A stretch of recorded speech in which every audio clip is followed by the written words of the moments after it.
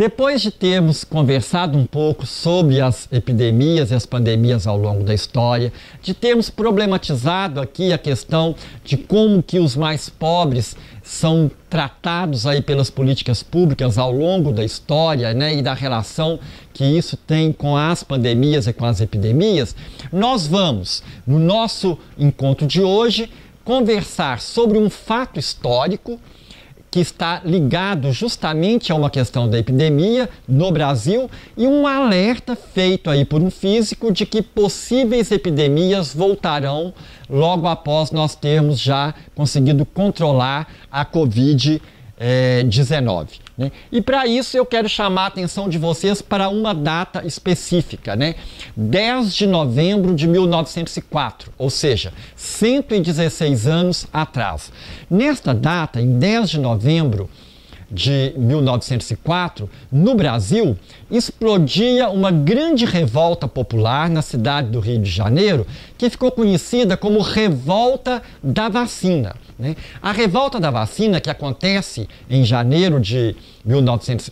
novembro de 1904, ela está ligada justamente à questão da decretação da vacinação obrigatória. Como foi decretada a vacinação obrigatória, houve então uma revolta da população que não aceitava esta vacinação obrigatória, mas não aceitava também as mudanças que vinham sendo feitas, né, pelo prefeito Pereira Passos na modernização do Rio de Janeiro. E aí, nesse sentido, eu quero que vocês prestem atenção nesta foto que mostram aqui as moradias operárias no início do século XX no Brasil, principalmente no Rio de Janeiro e em São Paulo.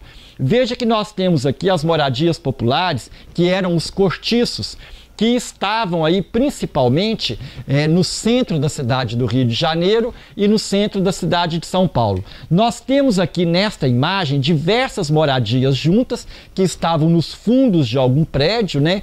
E aí o dono desse terreno alugava um cômodo para cada família, eram famílias numerosas que moravam em um único cômodo e tinham um pátio em comum, onde todas as pessoas lavavam suas roupas e havia uma única latrina, que era uma privada seca, né, que era utilizada aí pela população, por todas as pessoas que moravam aí em cada um desses cortiços. É lógico que essas condições de moradia fazia com que houvesse a propagação das doenças em grande número, né, na cidade do Rio de Janeiro e em São Paulo. E em 1904, o governo da cidade do Rio de Janeiro, né, o prefeito Pereira Passos, juntamente com o sanitarista Oswaldo Cruz, decretaram a vacinação obrigatória e mandaram derrubar todos os cortiços do centro da cidade do Rio para modernizar a cidade do Rio de Janeiro. Houve então uma grande revolta popular que durou aí do dia 10 ao dia 16 de novembro, e nós temos aqui uma foto que está no Museu de Imagens, no Rio de Janeiro, aí dos bondes, né, virados na Praça da República, na cidade do Rio de Janeiro, mostrando como que houve, né, uma grande revolta popular que chegou a obrigar, né, a Prefeitura do Rio de Janeiro a cancelar a vacinação obrigatória. Pode parecer estranho para nós hoje, né, como que uma população vai se revoltar contra a vacinação obrigatória. Mas, na verdade, essa questão está ligada também à questão da derrubada das moradias populares para a modernização da cidade do Rio de Janeiro e de como, com isso, a população foi expulsa para os morros na cidade do Rio, originando aí as comunidades que nós temos ainda hoje, né, nos morros cariocas. A revolta da vacina é um marco na história brasileira e de uma revolta urbana que está ligada também a uma questão da epidemia, né, que é a epidemia aí da varíola. Nós temos aqui uma charge que satiriza justamente essa questão. Essa charge, ela é do acervo do jornal O Estado de São Paulo, nós temos o médico, né, Oswaldo Cruz, e um personagem que representa o Zé Polvo, o esfolado, né, e que está aí reagindo à vacinação obrigatória. Foram várias charges que foram publicadas na época, satirizando a forma como a população vinha reagindo, né, aí à vacinação obrigatória.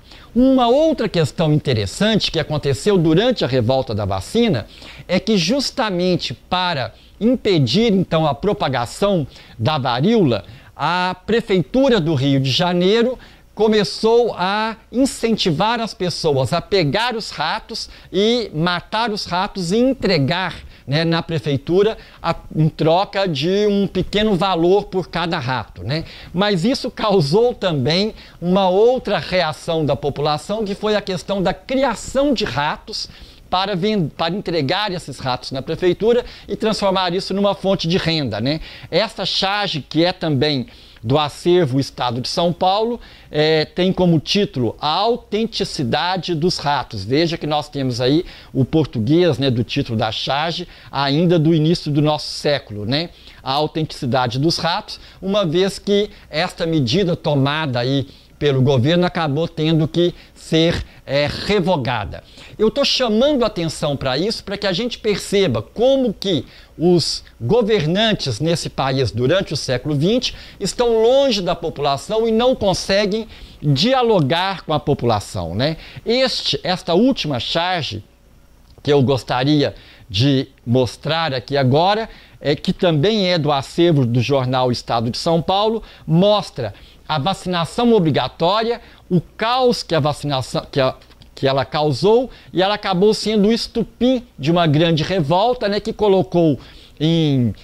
tornou difícil aí a vida das autoridades, que estão aqui na charge apavoradas com a revolta popular, né? Toda esta situação, que pode nos parecer muito estranha, né, ela na verdade está ligada aí à forma como a população vem sendo tratada pelas políticas públicas, ou mostra como que, infelizmente, nós temos, né, no Brasil uma dificuldade de elaboração de políticas públicas que leve em consideração, de fato, a realidade da maioria da população. E, para além disso, o outro ponto sobre o qual nós queremos conversar hoje é sobre esse momento que nós estamos atravessando, que é a Covid-19 e o fato de nós não termos uma vacina, nós não temos condições ainda de controlar essa doença. Após nós controlarmos a Covid-19, outras epidemias virão? É justamente sobre esse alerta que eu quero conversar com vocês.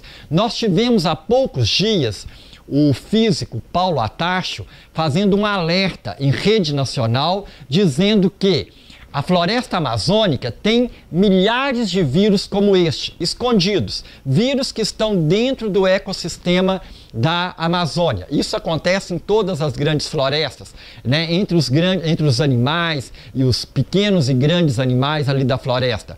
Com o desmatamento, né, há um grande risco de nós termos, doravante, num período muito breve, né, uma série de outras epidemias e pandemias. O Paulo Atacho, ele diz com muita seriedade, ele diz, olha, o que nós estamos fazendo não faz sentido.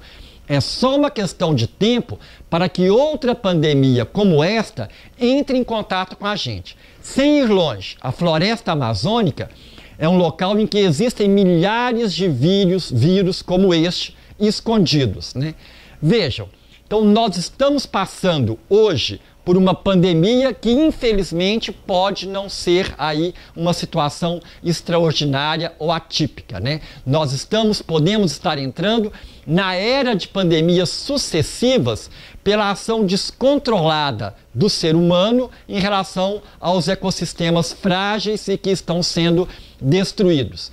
Por isso é importante que a gente comece a repensar a nossa relação com o planeta, a nossa relação com a natureza. Nós vivemos num planeta que não precisa de nós. Pelo contrário, nós é que precisamos do planeta, né? Nós vivemos num planeta em que, se todos nós deixássemos de existir hoje, o planeta seguramente estaria em melhores condições, né? Nós precisamos do planeta, nós precisamos da Terra-mãe. E se nós não temos os devidos cuidados com a Terra-mãe, logicamente que ela vai nos cobrar, né, esta situação, e nós estamos vivendo exatamente isso agora.